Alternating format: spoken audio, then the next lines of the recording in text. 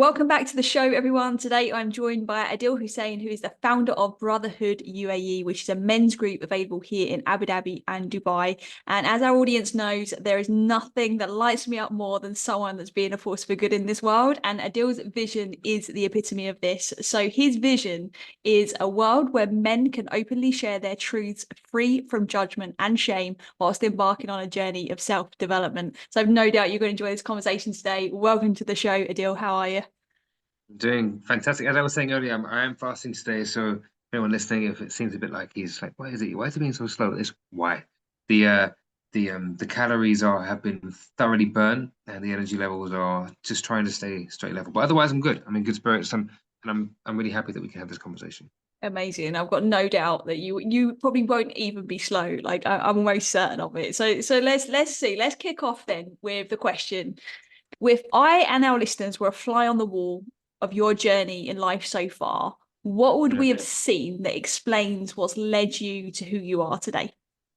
That's a really good way of putting it. You're good at this. Done it before. It's like yeah, exactly. It's like you've done it before. Uh, Fly on the wall. What would they have seen? They would have seen a boy grow up with a very strong dad.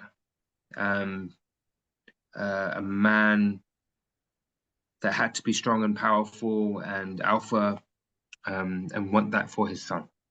Unfortunately, his son wasn't that way. His son was soft and lacked self-esteem. He uh, he was a kid that was bullied, not the bully. He was the one that just didn't really know how to speak up and find his voice. And because he knew that he was different from what his father wanted, he felt a little bit like he wasn't good enough, you know? I grew up in London, in West Thamesmead, which is in Southeast London. And at the time, it was quite racist, to be honest. So growing up as a brown kid in Southeast London, it wasn't the safest place to be, and also why my dad wanted me to be tougher and be stronger. Um, but as I got older, I didn't become more confident. In fact, it got worse. I used to eat my feelings. So I was quite a chubby kid, quite chubby throughout my kind of teenage years as well, and that impacted how I thought around the opposite sex and around girls. And obviously, like you get to a point where you want to get a girlfriend, or at least you want that kind of attention. It didn't really come. I was everyone's friend.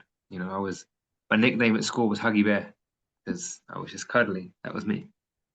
Um, but then there was a turning point in my life where there was a lady that I liked at university who um expressed to me that even though she liked me, she was getting back with her ex-boyfriend because he had biceps and he had a six pack. And there was also the relationship that they had shared, and it was like 6 years long. But for her to mention the physical attributes and they were the opposite of what I was like, man, I'm going to the gym.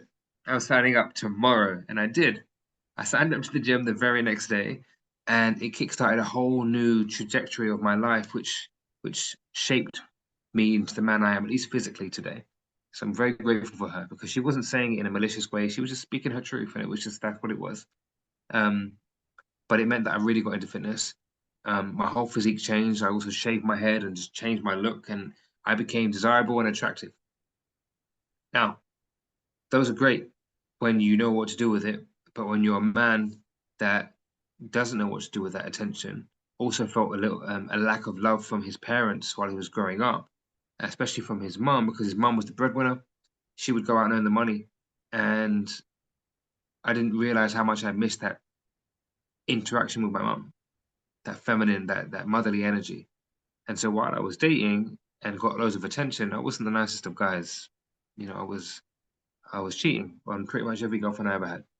And I can only look back and understand that from a perspective of no amount of love that I ever received was enough because I didn't get it when I needed it. So I didn't know what that felt like. Um, Fast forward more years, I did find an amazing woman, but I also cheated on her. And at the same time, I'm dealing with an alcoholic mum.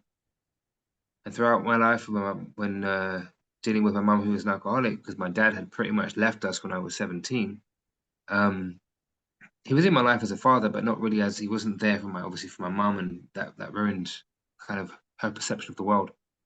And she just didn't pick herself up.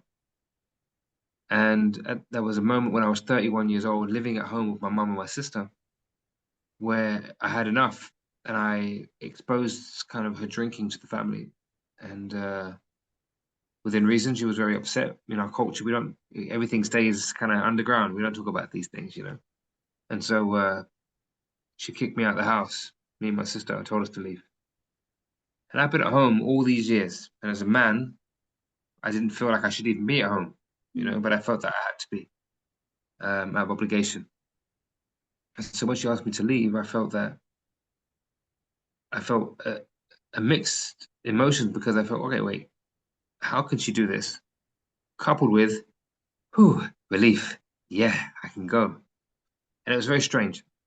As I mentioned, I had gone through a difficult time, obviously, with my girlfriend, because she had found out I cheated, and I was trying to repair that. It was all too much for me. The closest two women in my life were just causing me a headache, because it was my problem, my fault. So I went to Morocco on a retreat. I had to get away from everyone. I told my boss, I'm leaving. I'll come back within 2 weeks. Just, I need to go. And while I was there, I met a Reiki healer. And I had no idea what Reiki was at the time. No idea. And but I thought, you know, I had nothing to lose. I was a broken man. I thought, I don't know what to do. And on this journey that should have been 1 hour ended up being 3 hours, where she pretty much took me on a journey to understand my relationship with my mum. I didn't even mention my mum, which was interesting. And when I came out of this 3 hour session, there's a few things that I came to realize. One of them was my mum did the best she could. She's the best she could with the tools she had, with the person she was, with the upbringing she had, all of that stuff. And she did love me. She just showed me different ways.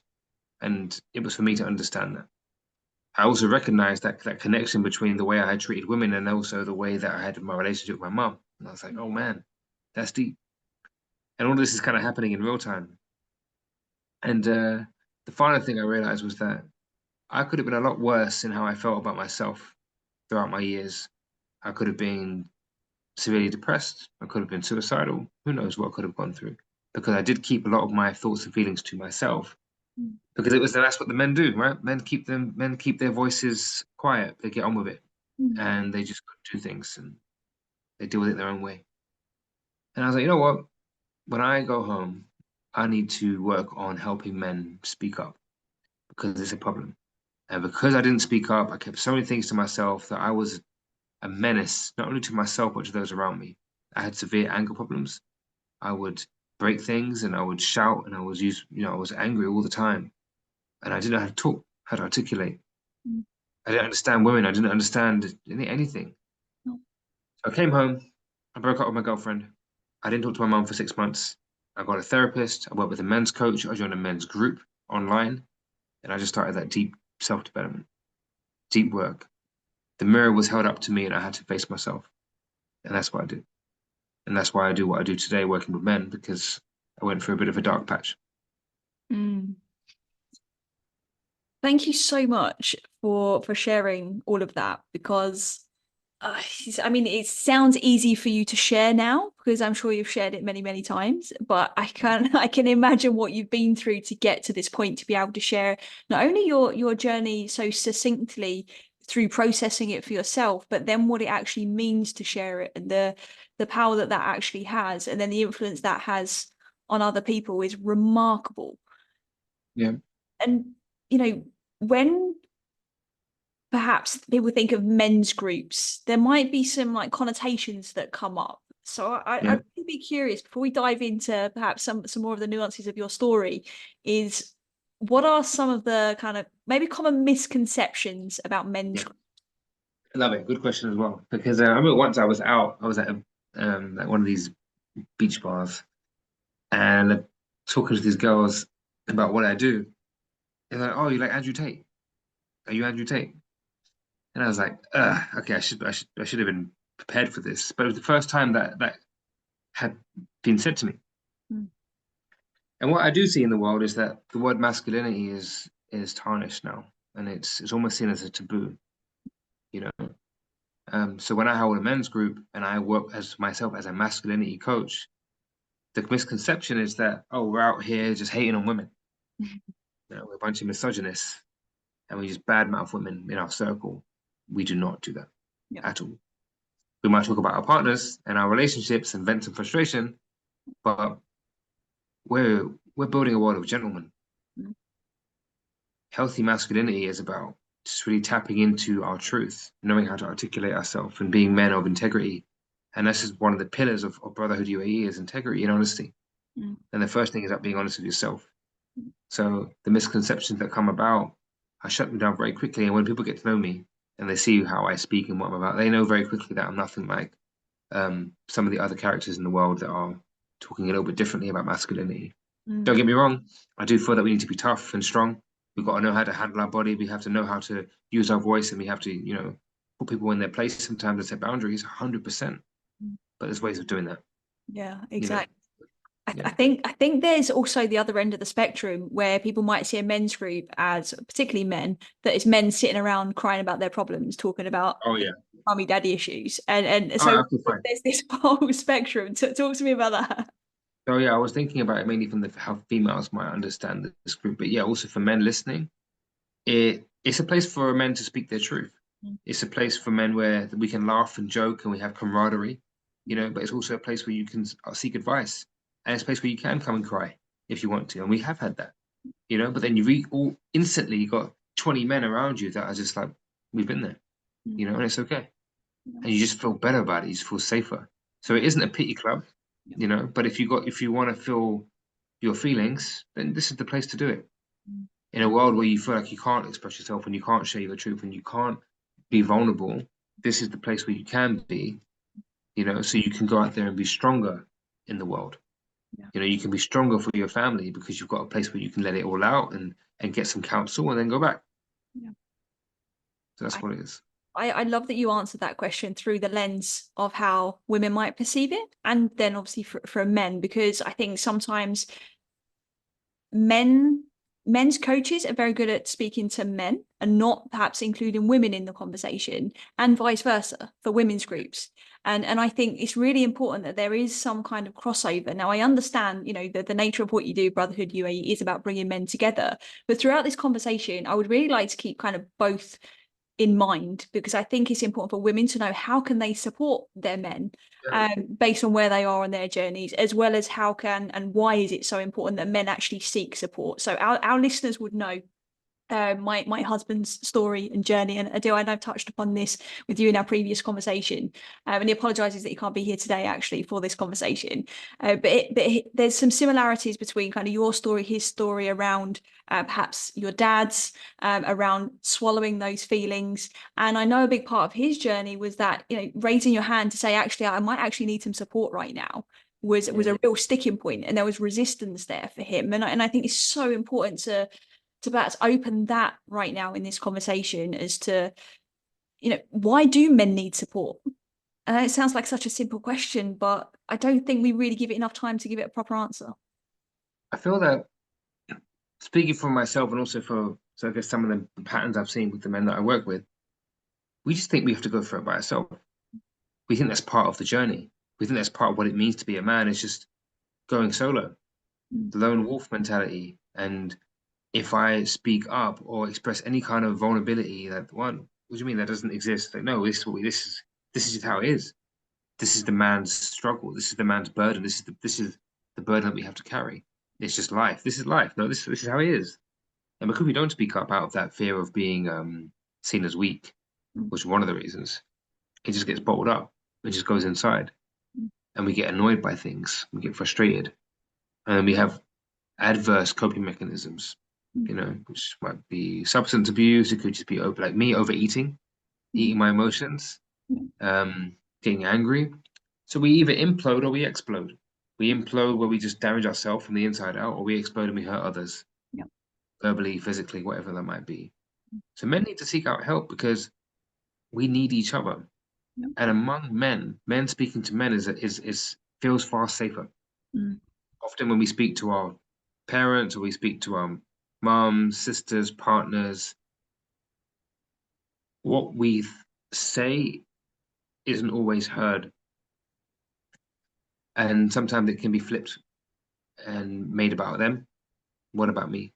What about what I'm going through? And so that very quickly does not become a safe space to share the truth. And so we don't. Yep. And often if we get to a place where once or twice we try to say something, and this could happen when we were younger, not necessarily in our relationship, it can happen when we're younger, and we get shut down, we just stop. And that becomes the norm. And we just deal with things on our own. But the impact of that is just one of the statistics, as you probably heard of numerous times, of the suicide rates. Yep. 3 out of 4 attempts and suicides are men. Yep. You know, and that number is the number is incredibly staggering, and it's rising year on year, and it's so preventable. It's like, hey, let's just talk about some stuff and let's do these things together, and let's just get through it. We can do it together. But when we don't talk, we open ourselves up to really losing ourselves, and then thinking that there's no way out. And in that desire to protect the world around us, because we love everyone around us so much, we love our wives, our partners, or whoever that might be. We love those that are close to us. We don't want to hurt them anymore. We feel like we're the problem. Yeah. We are both the problem and the solution. So what if we just disappear? What if we weren't here? Then they wouldn't feel it anymore, or I wouldn't feel it, and therefore that's probably better. You know. It's so interesting listening to you speak, because you make it sound so simple. We can just do this together. We need to just hang out, talk about it, and move through it together. And I get that, and it really resonates with me. But I'm just thinking of the listener that might be actually in quite a dark place, and it doesn't seem that simple. What do you? Really, you need to find a friend, someone that you can just bare your soul with, someone that you can just be honest with, even if you just say, I'm not okay. To start small. But I promise you that you will benefit. The world around you will benefit. And if you don't want to talk to someone straight away, then write it out. Write something down. You know, like journaling and meditation really helped me. It really, really helped me. Just getting my thoughts onto paper and just seeing it, and it helped me just to almost rationalize. You know, I've been through some really dark spaces. I know a lot of the men that joined Brotherhood UAE have been in dark spaces or in dark places now. And it's usually when they get to a place where there's nothing else left, and then they hear about it. But we can be preventative, you know, in our approach to these things. And I know I make it sound simple, but it can be. It really can be. It's knowing that if you own your truth, no one can use it against you. And often we as men don't speak up and share what's going on because we think it's going to be used against us. But if you stand in your power and you're like, well, this is how I feel, this is what's going on. Okay, we can work with that. But what we can't work with is if you don't say anything. You know, we need to share. We need to speak up. And what you'll find is when you do open up, there are many people that will resonate with what you're going through. And one of the things that we do in our circle is when everyone shares, everyone gets 5 minutes of like uninterrupted share time. The men use hand signals, and one of them is the hands up, like a me too. And instantly, like I've seen it happen where the man is sharing and like 15 hands go up or 5 hands go up, or even just one. And I see the look of almost like relief on their face, and the little sigh and the shoulders drop when they realize that, oh, okay, I'm not alone. That's so powerful. So speak up to feel like at least you're not alone. You know, I think that isolation, that sense of isolation, is one of the biggest contributing factors to the suicide rates, right? And to like burnout, to divorce. There's this sense of isolation, and we're talking about isolation. And the reason I say a sense of isolation is because we can be surrounded by a lot of people, but not actually be connected to any of them, which creates that sense of isolation. And your Brotherhood UAE obviously creates the meaningful connections, right? yeah, 100%. A lot of the number one reason why men join Brotherhood UAE is loneliness. I just don't have friends. I've been here 5 years. I've been here 10 years. I've been here 3. I've been here 6. Doesn't matter. I just feel lonely. And they try to fill their time by going out, hitting up brunches, going on boat parties, or just trying to be out. And normally, what they're doing, and I'm speaking to the I guess the heterosexual community out here, is what they're doing is going out looking for partners. They want to go on dates. They want to meet girls, and then they wonder where they go home, and they just feel lost. You know, because they're seeking connection. That's what they really want, is connection. And when a man joins the group, they soon realize that all the men there are invested in the same thing. Is that actually they just want to make real friendships, Mm. you know.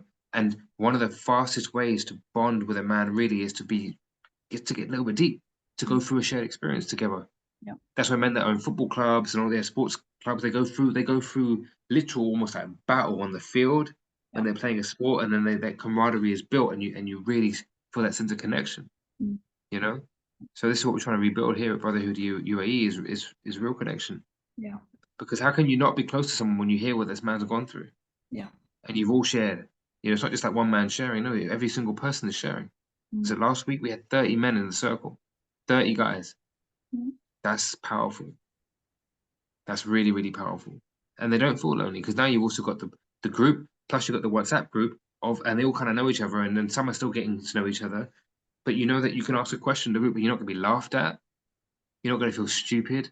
Yeah. You'll be met with a bunch of guys that have already got your back, even if they don't know you. And that's the power of it as well, is people genuinely want to help. Yeah. Yeah. It isn't that scary. It doesn't have to be. If you then think of that, the ripple effect of those 30 men coming together obviously for their own well-being, but then the ripple effect that has within their families, their loved ones, their aspirations, their achievements, their own 100%. work, everything, right? It's just this beautiful ripple effect. 100%. I believe in them. I like to use the wheel of life when I'm working with like clients and stuff, or even speaking to the men. And I want to build these men in every way, and I want them to level up in all those different ways. So if they can come and deal with their emotional health, that it will impact the way that, and then we can look at their communication with their kids, their partners, that even when they're at work, they improve their relationship at home. They're already feeling lighter. They're impacting their now. They're 3 or 4 people in their work. They Yeah. can go to work. Sorry, they're in their home. They can go to work and be a better colleague as well. And the ripple effect is huge. Yeah. And then maybe that man helps another man because now he's more emotionally regulated and secure and grounded and has been through something and can talk about it. Yeah. He's learned how to articulate what he's feeling so that he can communicate to another man or see it in another man Yeah. and hold space for him. So Mm. these men are also learning to hold space. Yeah. So they're learning active listening at the same time. Yeah. It's yeah. Holding space. What does that mean? For let's say there's someone listening to this and they never heard that term before. To everyone listening, holding space is probably one of the most important things that we can do as a human. And that is to I would say to listen with love. Mm. To listen with love, listen with an open heart, and not listening to respond, not listening to put in your judgment, not to make it about you, to really listen to what that person is saying, whatever might be shared, Mm. and just say, I got you. Let's go. The way we're having a conversation now, you listen to my story, that's you holding space for me. You're holding space for me right now by letting me share, with and really wanting to understand me. Mm. Listening with love, listening to understand, not making it about you, Mm. and just letting someone speak their truth, Yeah. with no shame, no guilt, no judgment. And that's one of the things that we say at the circle is everything in this circle is welcome. There's no taboo. You can bring anything. Everything is held here in confidence. There's no shame around anything. Literally going to be no judgment. Mm. You can bring anything you want. We'll hold space for you. And that's what I also believe that holding space means. Mm. Beautiful definition. I really love that. Shame. Shame is an interesting emotion at the best of times, I think. But I would love to keep the idea of shame in mind, and maybe we'll go deeper into that perhaps as we dive into this idea around social expectations, because everything we've spoken about until now is very much like the men's experience from the inside out, which is completely important. But Yeah. I think sometimes a barrier for a man to be working from an inside out space is societal expectations. You're supposed to have the job, the car, provide the security for a family. You're supposed to have X, Y, Z and be X, Y, Z. And I think often men, and I think women definitely play a part in this, in the expectations they have obviously on men as well. So there's this big dynamic that happens, and if a man falls short, then that's when I see kind of shame coming into the mix as well. So I'd love to hear your views on this. The shame comes from just not feeling man enough.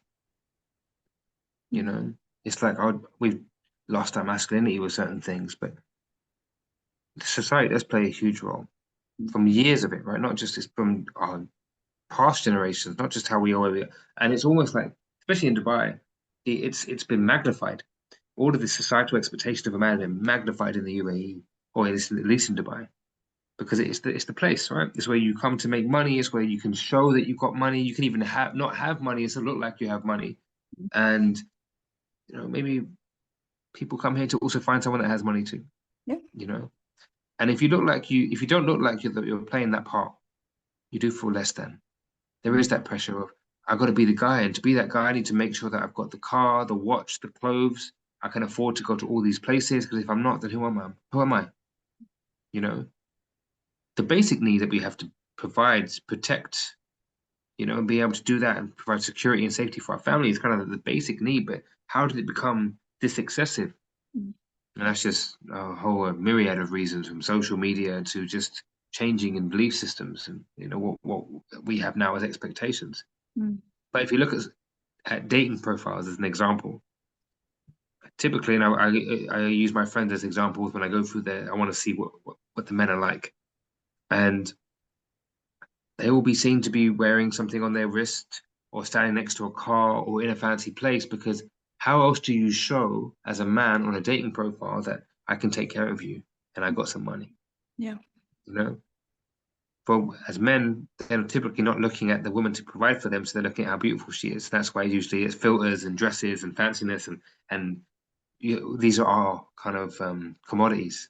Yeah. How can a man show that he can protect and provide? How can a woman show that she can nurture and care and be attractive for you and be that that person in your life? But when a man can't do that, Mm. he just feels less than. Mm. And a lot of men that I work with, a lot of men in the circle, they don't feel good enough, Mm. and they do feel a lot of shame. Yeah. And what that happens when they feel like this, I'm not man enough, I'm not good enough, and then they compare themselves to all these other men that look like they got their lives together, then they resort to other things, you know, which might be more detrimental to their health, and they just go down into a spiral that doesn't serve them ever, and they'll just stay there. And it's such a shame to see, and I've seen it. Yeah. I've been there actually. It doesn't feel good. Yeah. Where you start to overcompensate for the areas that you lack in your life. Yeah. But how can we come back to this place where we're strong as we are? And if there are gaps Mm. in how we feel as a man or as a person, how can we fill it? And how can we actually make progress in that direction? You know? Do men connect with that language within themselves? I'm sure it's different for each man. But I mean, women are typically good at describing how they feel, right? And Yeah. articulating their experiences and what's going on in their head and often in their hearts. But I'm curious to know, do men think I'm not good enough? Do they think in that language, or are they thinking Yes. in okay? So, but do they think about that like first, or is it I'm feeling stressed and then it goes to another layer and then they start to realize it's coming from I'm not feeling enough? Like, what are the like maybe some of the red flags? Because sometimes people don't want to admit, and this is true for women as well, they don't want to admit to themselves that they're not enough, right? So therefore they're all of those behaviors that you just mentioned that might be more unresourceful kind of play a part. So I guess Yeah. what I really want to understand is like, what are some of the less obvious red flags that could be revealing that perhaps somebody's not feeling enough if it doesn't Mm. said like that, obviously. Does that make sense? So going back to the first part. Men do think of this thing about I'm not enough and I'm not good enough, but usually it's when something really, really bad has happened within their partners or at work, or it's Yeah. been a period of time. Yeah. So it isn't normally the first thing. At the Yeah. beginning, it's just not feeling satisfied Mm. with themselves, with life, or chasing happiness. If Mm. you notice someone is chasing happiness, Yeah. always trying to be the life of the soul of the party, or just trying to make things happen, and wants everyone to be happy, and they want to be happy all the time, and like buy you drinks, and that guy, as a understated red flag, he is likely to be going home and feeling really, really sad, Mm. really down about life, and just not feeling fulfilled. No. You know, it's normally that guy. Mm. So the whole not enough thing will typically come a little bit later. But Yeah. yeah, feeling stressed, feeling like you just don't want to get up in the morning, you don't want to go to work, you sit in the car for longer than expected. You're scrolling on your social media because you're just trying to feel some kind of dopamine hit. You're just trying to feel something. Yeah. Going out there and going on loads of dates. Yeah. Just trying to get out there and meet people and connect. Just because you want to feel something. Can't be by themselves. Can't sit alone. Yeah. Um, yeah, I know a guy that just doesn't want to. He's in the gym. He doesn't want to leave the gym. He's just there. He wants to be seen as someone that's around and helpful and like that guy. Yeah. And I see it, and I really wanna help him, but he's not ready, Mm. you know? So I just gotta try and where I can. Yeah. But it's becoming easier for me to see now when Mm. a man needs help, Mm. through these little things, Yeah. you know? Um, don't be afraid to ask someone, "Are you okay?" Really, That was going to be my, really. yeah, like I really be able to listen and be ready for the answer rather than just saying, how are you, to be able to get to the next part of the conversation. Yeah. Yeah. I do it. So sometimes my friends will know me like, "How are you?" And I'm always like, "Really?" Mm. Dot dot dot. Yeah. And they're like, "Ah, okay." You know. So then because they know, and if someone said to me, "Hey, I'm good," I didn't do it to you today, but like if someone said to me, "Hey," I say, "Hey, how's your day?" And they're, "Oh, it's really good." I'm like, "Okay, what was good about your day?" Yeah. You did that the last time we met, you did. Oh yeah, cool. Yeah, okay, cool. So it's important. Like let's get out of the kind of the robotic responses and really connect. Mm. How many of us are really connecting? Yeah. You know, and a lot of men feel just so disconnected, not only from themselves but from other people. But the fact they're disconnected from themselves means they can't connect with others. Exactly. You know, and those of my female clients will speak to me about their husbands or their partners or potential boyfriends or people that they're dating. It's like, how can I get him to connect with me? Like he doesn't talk, he doesn't open up. The first thing I say is, are you creating a safe space for him to do so? Mm. Are you trying to make him talk in your language because he's not going to talk to you in your language? Mm. You know, how does he best communicate? Is it when he's driving? Is it through messaging? You know, Yeah. is it just going on a little walk? Like, there's ways. You know, if you really listened and you really looked and you really watched, you'd know Yeah. when to talk to him and how to get little bits out and be satisfied with whatever comes out. Like, don't try and push it. Yeah. You know, don't try and push it. Just like let it simmer. And silence is your best friend because often he will try to fill that silence with something if you let it linger long enough. You Mm. know, I remember once I was speaking to one of my exes about this because I would always fear coming home because I feel like I'm come home to a discussion that I don't want to have. It's been a long day. I've been at work, I've been like saving the world as best I can. You know, whatever it is might be. I've just been trying. And I come home and I don't want to come home to a discussion. I don't want to have an argument. I don't want to, I'm just not there. Mm. And timing is so important to some of these topics and some of these discussions. Yeah. Don't get him when he's just, and vice versa, actually, just the men listening, like just pick your time, you know, and when to have discussions. Is why I'm an advocate of like check-ins, like have a weekly check-in, like 7 p.m. on a Thursday. That's our time. We're gonna have a chat about life, the relationship. What can I do better? What am I doing well? What can you do better? What you're doing well, and where can we take this relationship to the Mm. next level? Nice. I don't know how we got into relationships, but it's a Yeah. hot topic. It's relevant though, right? Because like, well, we got into it because you said that it's hard, you can't connect with others until you connect with yourself, and I think that's really, really important to highlight because it's just true. Like, it's so true. We might think we can, but it's superficial, and I think we've all been perhaps through that where you feel like, yeah, you've got some friends, but do you really connect? Like, do they really get you? Do they really know you as well? And Yeah, I think that's I think it's something everyone can relate to. And often it comes back to us not knowing ourselves, right, as individuals, to then know how do we navigate that with somebody else. 100%. How do you get to know yourself? Oh, me, you mentioned journaling earlier. I'm a massive journal fanatic. Journal, feedback, time just checking in with myself. I'm a big fan of silent meditation as well. So there's a lot of things. But I mean, I'm talking about now. I'm not talking about my younger years. There was Yeah, zero. One of the reasons I hit my absolute rock bottom to the point of wanting to take my own life was because I wasn't paying attention to who I was. I was living the life that I thought I was supposed to live, and it was heavy. And I wasn't paying attention to mental health, my emotional well-being. It was all like revealing itself to me. All of these signals, but I didn't have a clue what they were. yeah, no, I can definitely resonate. And you mentioned a key thing is pay attention. Mm. Like, and so in the circle, I use this format for the men. So when they check in, is to check in using this format called PIES, which stands for physical, intellectual, emotional, spiritual, sexual, and social. So often, if I say to a guy, like, okay, just check in, they're like, I don't know what to say. But if I say, right, how are you feeling physically right now? Mm. They'll tell me, tired, I don't know, like I'm bloated, or you're just getting them into the like feeling the body. How are you feeling intellectually these days? What does that mean? Oh, you know, are you stimulated? Are you like reading things? Is your mind moving? Or are you feeling a little bit like stuck? Like, oh, okay. And then they kind of go into that emotionally. Oh, I don't know. It's okay. Like, how do you like? What's a common feeling that you're feeling these days? Okay, tired, stressed. Okay, why? Well, then you can kind of go. But now, and after weeks of coming, they start to realize the flow, and it's easy for them. And sometimes they say, "No, no format today. I've got something to share." Mm. And they'll just come with it. So Yeah. sometimes you have to give a structure to a Mm. man. Men like structure. You give Yeah. a man a structure, he'll do something with it. Yeah. Um, and I think those 6 things are good enough, at least for the beginning, to get a man talking. Yeah, it's a gateway, isn't it? It's a gateway into the depth, and I think that's really really powerful and something really again practical and useful that our listeners can take away. And I think it is important, perhaps, maybe add some thoughts there on women using that with their husbands, because you've talked about using that in a men's circle, right? So I've just got this image of some of our female listeners going home to Just their create a safe space. Just create a safe space. Just let them know that whatever is said is going to be listened to and heard, and it's not going to get flipped. And if you get triggered, take your trigger away for a little bit. Mm.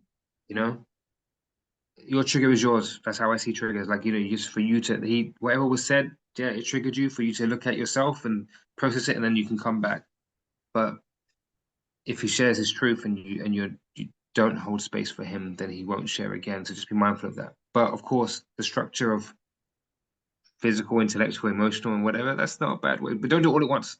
Exactly. You can sit down at 6 o'clock. How's your mind these days? Are you stimulated these days? Like, what are you reading? What are you thinking? How does it? Oh, tell me about this book. If you want to get in there, like, you got to almost like trick them. Yeah. Yeah. You I know? think, is it tricking? I don't know. I Yeah. think it's well, enabling. I don't know if that's a better word. Listen, whatever you can use, whatever synonym you want for this for tricking, but it's we call it the medicine in the candy jar. You got to find your way. You find your way. Sometimes you got to lean in, and if you're the one that's more emotionally intelligent, whether it's the man or the woman listening, Yeah.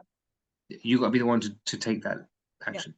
Yeah, exactly. You mentioned a lot about creating a safe space for for both, right? Both for men and for women. What can you give some more examples of what that looks like and how somebody would do that? I understand that it is about holding the space, being Yep. non-judgmental, and so on, but how does someone do that? Do they say to their partner, I'm gonna hold space for you right now. You can say whatever you want, and I'm not gonna judge you. I get there's a part of Holding that, this, holding the space. literally. You know what? I'll give you an example of the weekly check-in that I often subscribe to and also advise my clients to do when I'm working with couples or whatever. Yep. Is imagine that weekly check-in, which is every Thursday at 7 p.m. It's in the diary, right? Both of you guys know. Now you can create a physical safe space where it's okay. We've cleaned the house; it's nice and tidy. We've closed the curtains, we lit some candles. Yep. We've got a bottle of wine going if you drink. If not, you just got your favorite tea. You're in comfortable clothing or maybe no clothing at all, depends on how you want to connect. And you would sit in front of each other. And you both know that this is your time to check in with about yourselves, your relationship, but also how you're feeling about you. Mm. And I would get them to sit cross-legged in front of each other and to eye gaze. And for some of the people listening might think this is weird, I don't do this, but trust me, just give it a go one time. To stare into each other's eyes for 5 minutes and literally set a timer. Yep. You'll be surprised at what comes up and how you feel. And already the barriers and guards are dropping, and you're also just getting out of your head a little bit, and you're really seeing into your friends, your partner's soul. Mm. You're seeing into them, and that connection already feels a little bit stronger. Mm. And so in that sense, you already feel like, okay, I can talk now. I feel ready. Yep. And so partner one would speak and say how they're feeling Mm. about their week, their life, their emotions, and then talking about the partner and how things are going in the relationship, what they want more of, what they want less of, what's going well, what isn't going so well, and what needs to be addressed. And the other partner, once that one is finished, hug and kiss and thank you, and then to repeat as much word for word what was said by that person, Mm. as much as they can. Not ad-libbing, not, as much word for word. Yeah. So you have to really actively listen to what's being said. Mm. And then again, say thank you, and then it's your turn Yeah. to say do the same thing. And the other person repeats. And then it gives you that kind of that platform to just continue the conversation. Yeah. But you set kind of the ground rules at the beginning. Like, this is our opportunity, this is our time to talk about what's going on in the pursuit of deepening and strengthening our relationship. Yeah. This isn't me versus you. This is us looking at the relationship and Yeah. seeing what's working and what isn't, and what we're going to do about it. This isn't a blame game. Yes, there might be things that trigger us. You have to take that away We have to like talk about it as adults with love, Mm. you know. Remember that we were friends first, and we can do this together. Mm. And it goes a long way.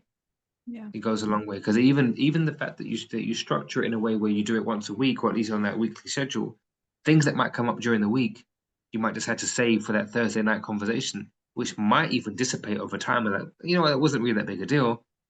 You don't need to address it, or you bring it then, and you've already had time to kind of calm down or whatever it might be, so you can come much more calm, collected, and controlled to a conversation that is going to benefit your relationship rather than maybe break it apart or damage it. Yeah. Common question, and I know this from when I did my relationship coaching as well, is what if one of the parties in the relationship wants to do that and the other one doesn't? And you've got to find another solution.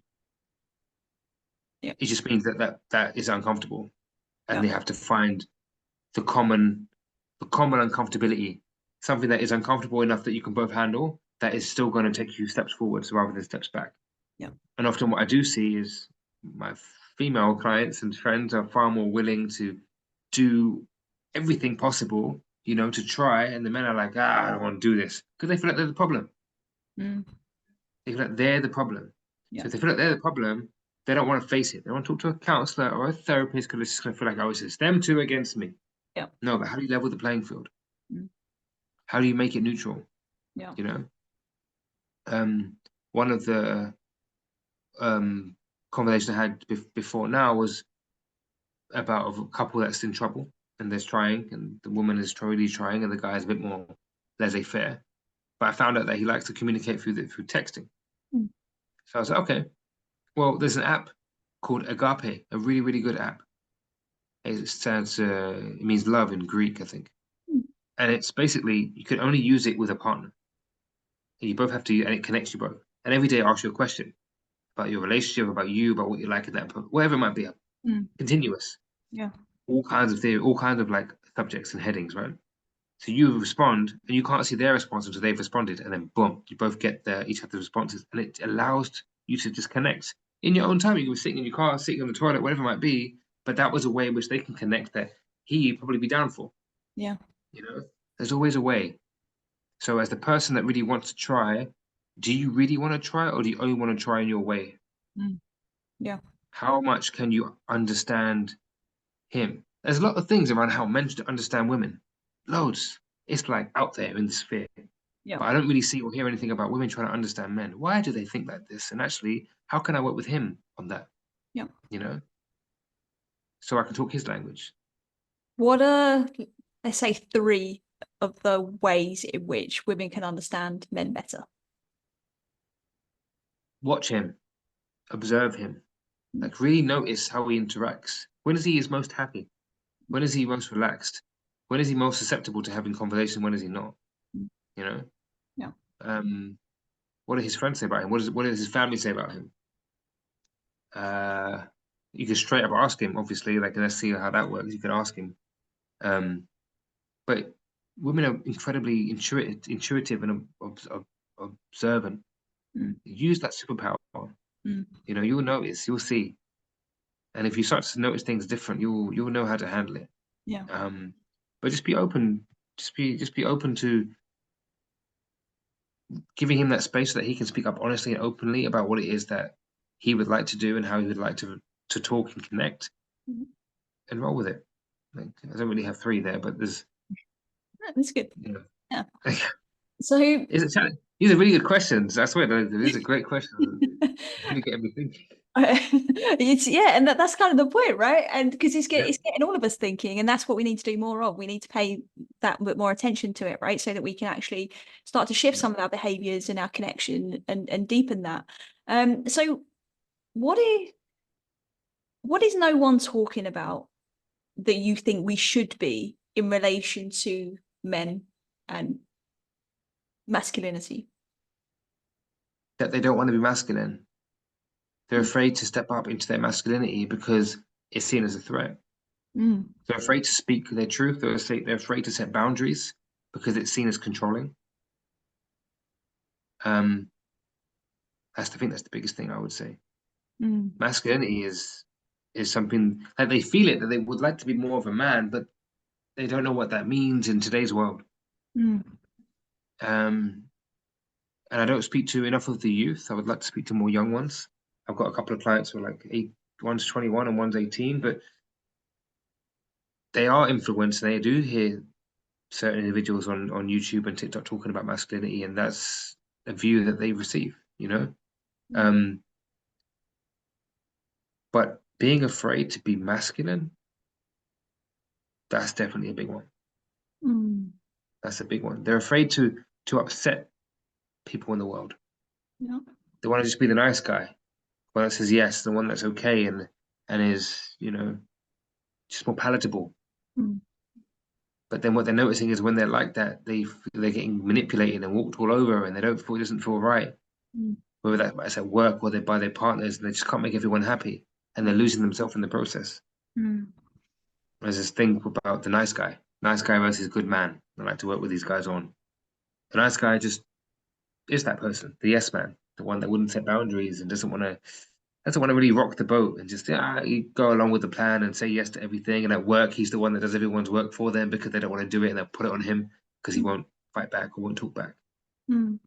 Um, Whereas the good man is the one that's able to set a boundary because it's a healthy boundary and it's important and Mm. it allows him to show up in Yeah. the best way possible and Mm. allows others around him to respect him and understand. Okay, this Yeah. is this is this is the level, and that frame feels good for these men when they can actually access that.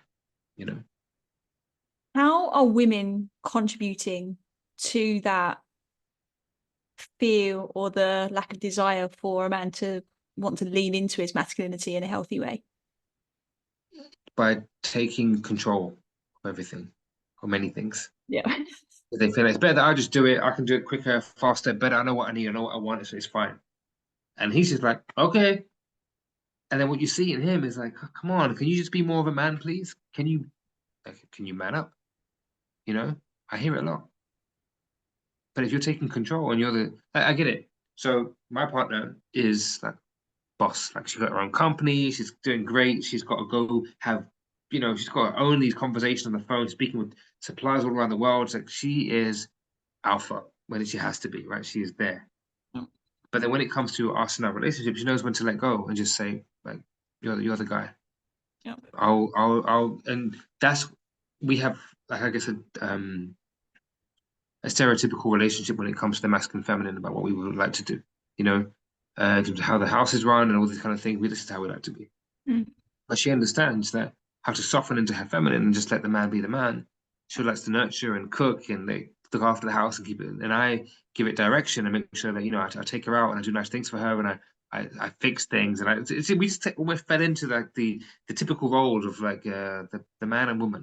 And Yeah. I know we've evolved through things and we can do we can all do everything now, Yeah. but it does impact the polarity of a relationship. Oh, for sure.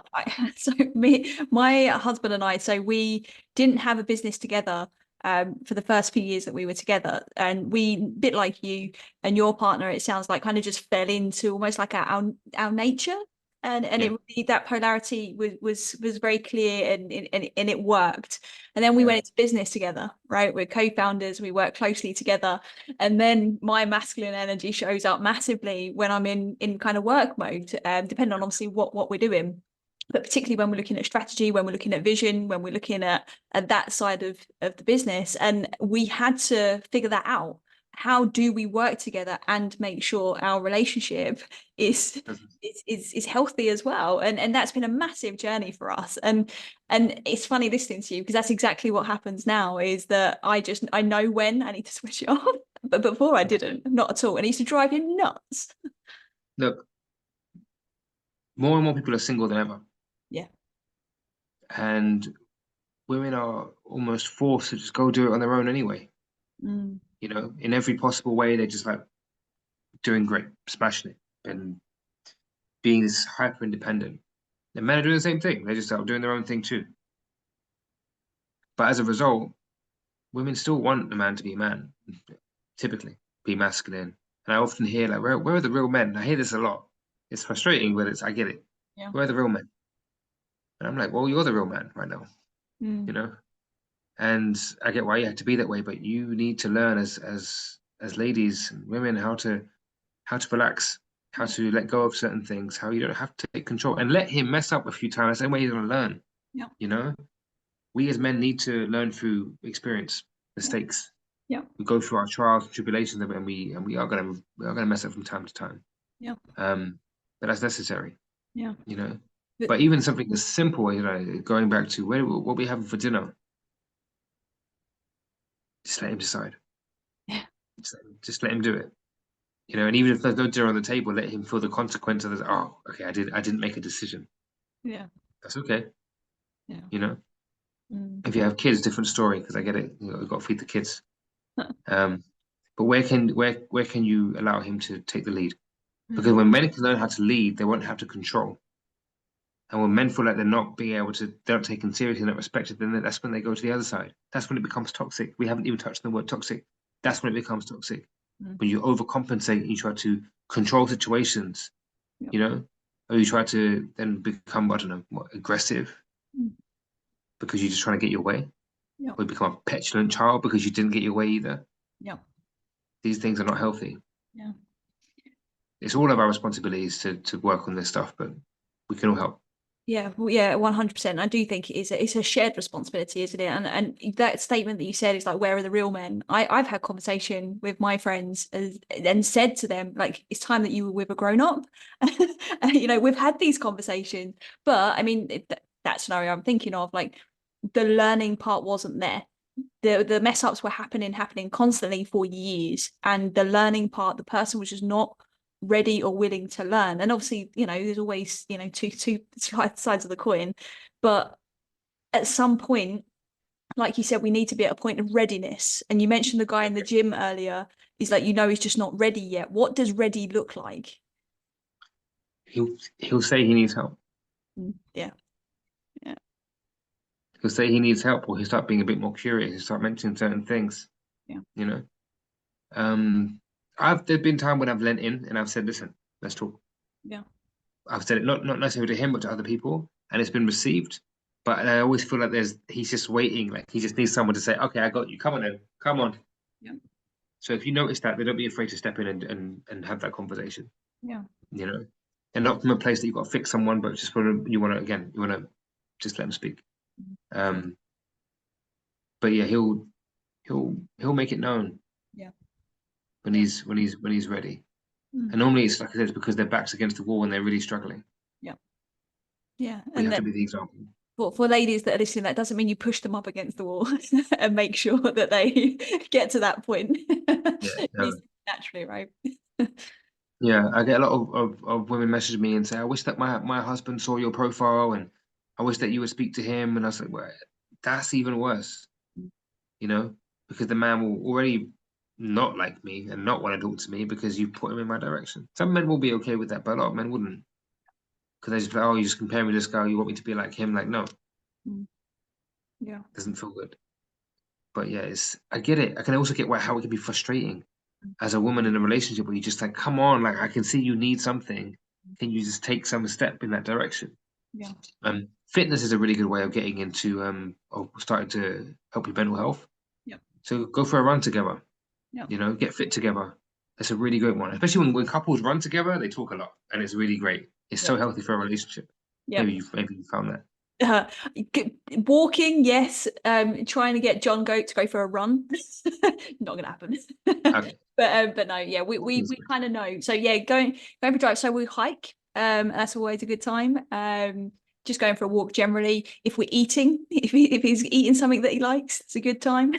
Yeah, there's just like you pick it up, right? You know when the time is and when the time isn't. But you know, like I said, we didn't used to know that about each other. But then, Men are very good at talking while they're doing something. yeah, So if they're fixing something, they can have a full-blown conversation in relation to they can multitask. We can multitask. yeah, But it's normally like a mind-numbing, boring task that if we're doing it, yeah, we can talk at the same time, you know. Even when we're playing cards, it's just easy for us to let it out. yeah, So even like you said, even when we're walking and hiking, it's men like to walk and talk as well. We do. yeah, Walking and talking feels great. yeah, Or just sitting in the car, engine off, yeah. sit in the car. Some of the best conversations I've had have just been sitting in the What car. what is that about? Like, I've noticed that as a pattern. Me and my friend back home in London, like he would drop me home, and I've been with him for like 7 hours, and then we'd have another 3 hour chat in the car outside my house, and it'd be even more deep than we had the whole day. I don't know what it is about just like car chats, but Especially, parked car chats. yeah. Really, maybe that's the theme for a podcast right there. Is like the car chats. I mean, James Corder's done a car park Yeah, carpool karaoke, but we'll yeah. see, we'll take it to another level. There you go. I did a podcast in the car a few weeks ago. It was the back of a Maybach, Amazing. and that was pretty cool. There you go. There you That go. was really cool. But yeah, we walking and talking, talking in cars, and clearly sitting in a men's circle. You Yep. know, Yep. having a tribe, having a bunch of men sit in a circle and just talking as brothers, but also with think about the amount of wisdom in the group. We've got men that are like 55, 56 years old, and you've got the youngest one is 21. Think how much is being shared and what can be shared Yeah. while sitting together regularly. Yeah. Powerful. Powerful. Really powerful. I've got one last question for you, and it's related to something you said earlier about like dating profiles and what you've observed. If you was to fast forward into the future of your vision, where men are free to be themselves and to speak their truths free of judgment, what does dating look like in that world, in your eyes? One, they can go up to a woman and just say, "Hey, how you doing? It's nice to meet you. I just saw you from across the room. I thought you looked beautiful and you looked interesting as a person, and I'd like to just have a chat Mm, or whatever." Just having the confidence to go up and speak to someone, first of all, right? Just being so sure of themselves that they're not afraid of whatever outcome is going to come. They know how to conduct themselves and who they are. So mm, they have respect, they have chivalry built into their bones. They know how to be a man that is respectful and honest and has integrity. He's a man that is a good role model. mm, So he knows how to be a good husband, partner mm, to whoever he ends up being with. He knows how to lead and direct a relationship. He knows when to step up into his masculinity and how to hold the frame so that his partner can be in her feminine and be soft and be nurturing and kind and caring and all the things that she needs and wants to be in her natural state. mm, Um, she can still go out there and do her own thing and have her own business and everything like that, but he knows how to create the container of safety for that relationship, mm. you know, Yeah. and it will just flow. It will just be a dynamic flow. Um, yeah, and they'll know how to talk about their emotions and what's happening, what's coming up, Yeah. both the man and the woman. And he can take whatever is being thrown at him Mm, because he knows that it isn't about him, it's whatever she's going through at that time. mm, And then they can talk about it. And yeah. he can say, I still love you, even when you're being mad. Mm. You know, I'd love to see also in that is a woman knowing how to receive a man that's like that. I think that's also really important, and maybe even a whole conversation for another day, because I think that is something that we do need to work on, is the role that we play within the relationship, but also within like the comment that you mentioned earlier that we're now more single than we've ever been before. Like that's only happening because not only but perhaps the initial connection piece isn't there, but also because maybe when that connection is there, we're almost like repelling it in many yeah, ways. yeah. I mean, it's very common to come up with, even if you do meet a man that is like masculine and taking direction, taking lead, it can feel threatening. Mm. Because also you're so used to being in a particular way. It's like, who are you to tell me, that can come up. So Yeah. it's also about recognizing that within yourself. Yeah. Um, and just be mindful of what it is that you're asking for and are you ready to receive that? Mm. That's a good point. Yeah. Adil, are there any final thoughts before we find out where our followers can find you? Just speak. The whole point of this, the reason why all this started is one conversation can save a life. Mm. It really can, you know. With everything. Get curious about who you are, get curious about those in your life and those around you, and Mm. notice the people around you. Those that are close to you, notice behavior changes. Yeah. Don't be afraid to ask how are you and how are you really. Mm. If you're a man listening, join Brotherhood UAE Yeah. because I really feel like no matter what you're going through, even if you think life is great, and Yeah. I'm grateful for that, I'm glad, it's still worth it. Yeah. It's still really worth it. Being part of a brotherhood, being part of a tribe. Um, and for the ladies listening, just see where you can do your own work and your own introspection and your own learning and healing, and Mm. see how you can be a safe space for the men in your life. Nice. Amazing. So Brotherhood UAE, the meetups, I think it's weekly in Dubai. Is it weekly in Abu Dhabi as well? Is that right? Yeah, every Wednesday in Abu Dhabi, around 8 p.m. I think iftar timing is changing, but in Dubai every Tuesday Sakim Park. We've changed the location, 8:30 p.m. on a Tuesday. Nice. But Amazing. find me on Instagram, Adil Coaches Men or Brotherhood UAE, and just drop me a DM and I can share everything with you. Perfect. Amazing. Thank you so much. We'll make sure all of those links are obviously in the show notes. I really appreciate your time, your insights, your expertise, and your vulnerability as well. It's been really, really special listening to you. And I hope I'm sure our listeners have got some gems from this, if not loads. 100%. Thank you. If you enjoyed this episode and you haven't done so already, hit that subscribe button so you never miss an episode. Then share it with a friend who you think might benefit. Spread the word. That's how we're going to impact the world, by helping each other. We appreciate you so much, and as always, unconditional love and wellness to you.